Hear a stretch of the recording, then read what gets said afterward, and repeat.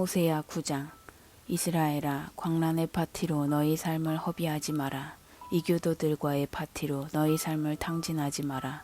너는 틈만 나면 너희 하나님을 저버리면서 거리의 음란한 종교 파티에 끼어들어 닥치는 대로 창녀처럼 내 자신을 판다. 그 파티 음식은 아무리 먹어도 너희 배를 채워주지 못하고 결국 전보다 더 허기질 것이다. 이런 식이라면 머지않아 너희는 하나님의 땅에서 살지 못하게 될 것이다. 너희 가운데 어떤 자들은 이집트에서 파산하고 어떤 자들은 아시리아에서 환멸을 맛보게 될 것이다. 너희는 이집트와 아시리아에서 피난민 신세가 되어 하나님을 예배할 기회도 얻지 못할 것이다. 배급받는 빵과 물로 겨우 연명하지만 너희 영혼은 더러운 영적 공기에 오염될 것이다. 하나님의 나라에서 추방된 너희는 하나님의 줄일 것이다. 너희는 옛 거룩한 날들을 그리워하게 될까? 하나님의 축제일들을 그리워하게 될까? 조심하여라. 용케 작은 재난을 피해간다고 해도 결국 너는 이집트의 불구덩이 속으로 들어가게 될 것이다. 이집트는 너희에게 저승사자가 될 것이다. 잡초밭에서 근근히 목숨을 부지하는 너희에게 은으로 만든 신이 무슨 도움이 되겠느냐? 시간이 다 되었다. 재앙이 문턱까지 와 있다. 빛을 청산해야 할 날이다. 이스라엘이 이렇게 고함쳤느냐? 저 예언자는 미쳤다. 영의 사람은커녕 미치광이일 뿐이다 라고 고함쳤느냐? 다시 생각하여라. 너희가 지금 큰 공경에 처한 것은 너희의 큰 죄 때문이다. 그 예언자는 지금 하나님의 명을 받아 일하며 에브라임을 보살피고 있다.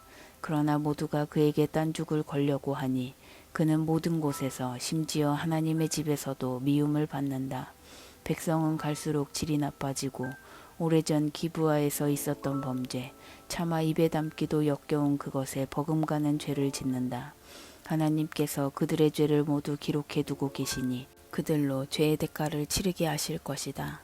오래전 내가 이스라엘을 처음 만났을 때 마치 사막에서 포도송이를 만난 것 같았다. 내가 너희 조상을 발견했을 때 마치 열매 맺는 무화과 나무를 처음 발견한 것 같았다. 그러나 이방 산당 바알브올에 이르자 그들은 돼지가 오물에 빠지듯 죄에 빠졌고 새로 알게 된 친구들과 함께 진창을 뒹굴었다. 이제 에브라임은 검정 새떼처럼 변덕스럽고 산만하다. 아름다움은 간 곳 없고 허둥지둥 떠들어댈 뿐이다. 정신없고 시끄러우며 불감증에 불임까지. 아무것도 내세울 것이 없다. 수태도 출산도 하지 못한다. 설령 아기를 낳는다 해도 나는 그들에게 부모 자격이 없다고 선언하고 아이들을 빼앗아 갈 것이다. 그렇다. 내가 등 돌리고 떠나면 암흑의 날이 임하리라. 내가 보니 에브라임은 자녀들이 미쳐 날뛰는 것을 방관하고 있구나. 차라리 그들을 잡아다가 당장 죽이는 편이 나으련만. 하나님, 그들에게 주십시오. 그들에게 메마른 자궁과 말라붙은 젖가슴을 주십시오. 길갈의 이방 산당에서 그들의 악이 모두 드러났다. 오, 그곳에 있는 자들을 내가 얼마나 혐오하는지. 그처럼 악한 짓을 저지른 그들, 내 땅에서 내쫓을 것이다. 더 이상 그들에게 사랑을 허비하지 않을 것이다. 그들의 지도자들은 반항하는 청소년 같다. 에브라임은 큰 타격을 입었다. 이제 뿌리가 시들어 열매를 맺지 못한다. 설령 기적적으로 아이를 가진다 해도 귀여운 아기들은 살아남지 못할 것이다. 내가 반드시 그렇게 할 것이다. 나의 하나님이 그들에게서 손을 떼셨다. 도무지 들으려 하지 않는 그들, 이방 민족들 사이에서 이리저리 떠돌며 방랑하는 처지가 될 것이다. 호세아 10장. 이스라엘은 한때 푸르게 우거진 포도나무였고 풍성한 열매를 맺었다.